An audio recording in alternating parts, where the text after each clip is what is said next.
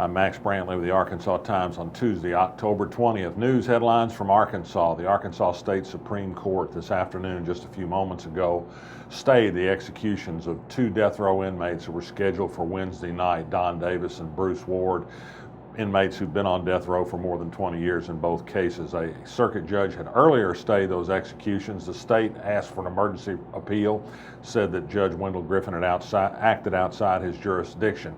The Supreme Court agreed on a technical matter that the judge had acted outside his jurisdiction, but it said the inmates had a non-frivolous constitutional claim to make, and that claim should be heard before the executions should go forward. We're still in a situation where likely many months remain before the state will resume the execution process. The inmates say the state is not providing the required information about the types of drugs being used.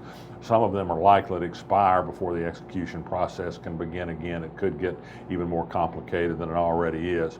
I learned this morning that late last week they'd rescheduled the sentencing hearing for Mike Maggio, the former circuit judge who's admitted to taking a bribe to influence a judicial decision in a nursing home case. This is interesting because the sentencing is going to be pushed into February, more than 13 months after he pleaded guilty to the charge. This has given rise to the possibility long speculated that the federal government is expanding its investigation and perhaps has other indictments coming against other people, perhaps lobbyists, perhaps legislators, perhaps others, for improper influence in political campaigning. On that, we only have speculation at this point, though. We do know his sentencing has been delayed yet again, and we await further developments. U.S. Attorney at last word said he had no announcements planned today, despite hot rumors to the contrary. The Legislature's Health Task Force is meeting today. It's talking about whether the private option health insurance expansion should be continued, and if it is continued, if additional regulations should be added to it to make it more acceptable to some legislators. David Ramsey has written a long piece for our Arkansas blog. I urge you to take a look. He says a lot of the things that some legislators would like to add would make the program harder to use. It would increase bureaucratic costs and essentially defeat the purpose of the plan in the first place.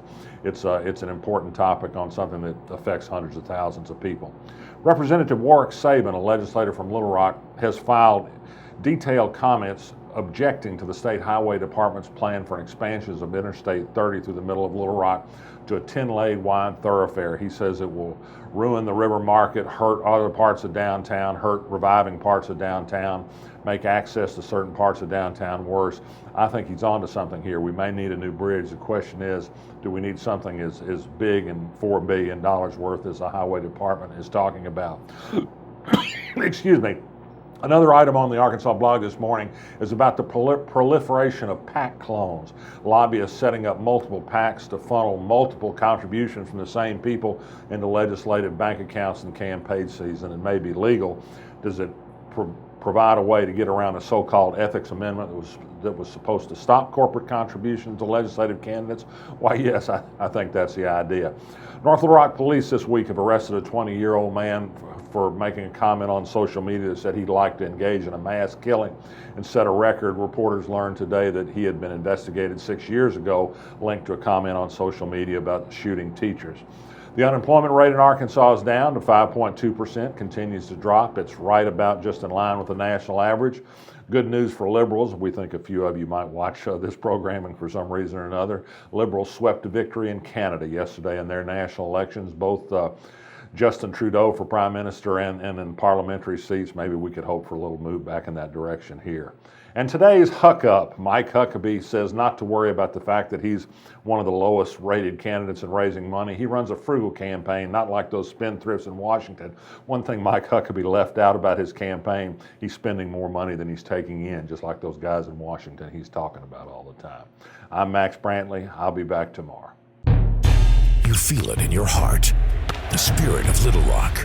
We've had that spirit since 1927, helping build our city by producing decades of leaders in the heart of our state. We are the heart of business and innovation, the heart of politics and government, the heart of arts and culture, and in our city beats the heart of a Trojan. UALR, we are Little Rock's team and Little Rock's University.